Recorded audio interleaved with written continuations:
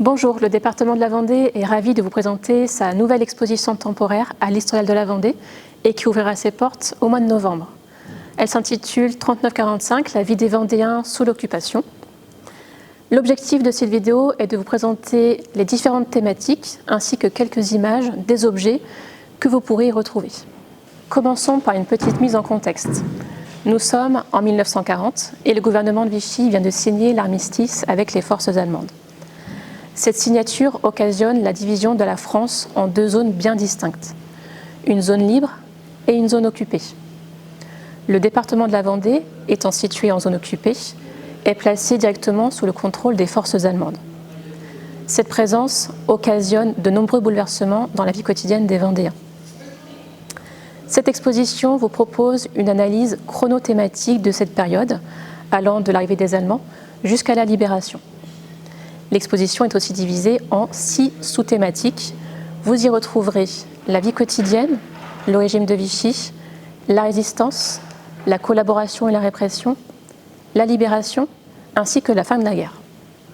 Première thématique, la vie quotidienne des Vendéens. À partir de 1940, la Vendée est donc occupée par les forces allemandes et par la présence de près de 50 000 soldats allemands. Cette présence occasionne de nombreuses contraintes. On parle de couvre-feu, de rationnement, de réquisition, de restrictions de circulation ainsi que d'interdiction d'accès au littoral. D'un autre côté, les prisonniers de guerre français sont eux envoyés dans des camps en Allemagne. Deuxième thématique, le régime de Vichy. Le 10 juillet 1940, le maréchal Pétain met fin à la Troisième République et il instaure le régime de Vichy. C'est un régime autoritaire, basé sur des idées nationalistes et antisémites.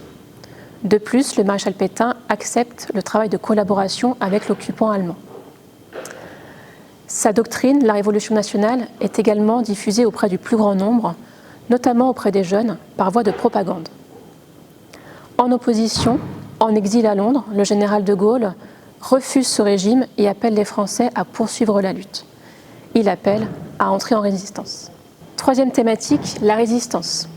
La résistance française naît après l'appel du 18 juin 1940. Elle s'organise entre la résistance intérieure, qui agit directement sur le territoire français, et la résistance extérieure, qui est, elle, liée directement à la France libre du général de Gaulle.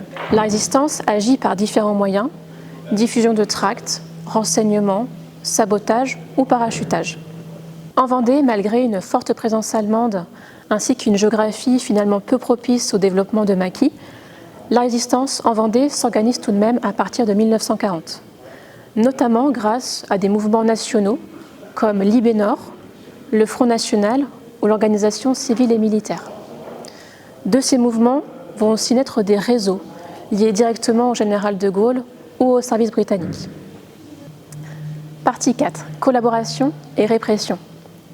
En Vendée, la milice française et les partis collaborationnistes rencontrent peu de soutien local, ne recrutant que 318 personnes. Malgré tout, la répression contre la résistance reste très forte.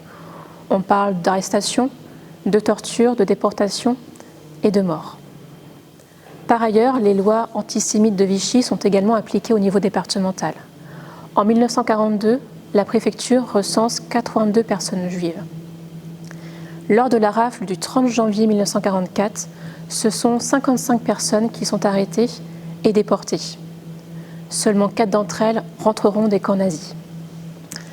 Avant-dernière thématique, vers la libération. En 1943, le service du travail obligatoire est mis en place et contraint pas moins de 4000 jeunes Vendéens à partir travailler en Allemagne, ce qui favorise la création de maquis, notamment le maquis de Dompierre. Ces maquis se développent grâce à l'aide des Alliés, notamment par un soutien avec des parachutages et la présence des commandos Jedburgh. Parallèlement, le général de Gaulle réfléchit à la prochaine gouvernance de la France. Il va unifier la résistance et créer des comités départementaux de la libération. Son objectif est de penser l'après, de penser la reprise du pouvoir. Et pour finir, vers la fin de la guerre. Après le débarquement, les combats se poursuivent dans les poches de l'Atlantique jusqu'à la capitulation allemande. À cette occasion, de nombreux maquis FFI vont d'ailleurs rejoindre l'armée régulière du général de Gaulle. Le 8 mai 1945, c'est le Vendéen, le général Jean Delattre de Tassigny, qui va signer la capitulation allemande au nom de la France. D'un autre côté, s'organise le retour progressif des prisonniers de guerre ainsi que le rapatriement des déportés. Et voilà pour ce petit tour d'horizon de cette exposition 39-45, la vie des Vendéens sous l'occupation. On vous dit à très vite à l'Historial de la Vendée.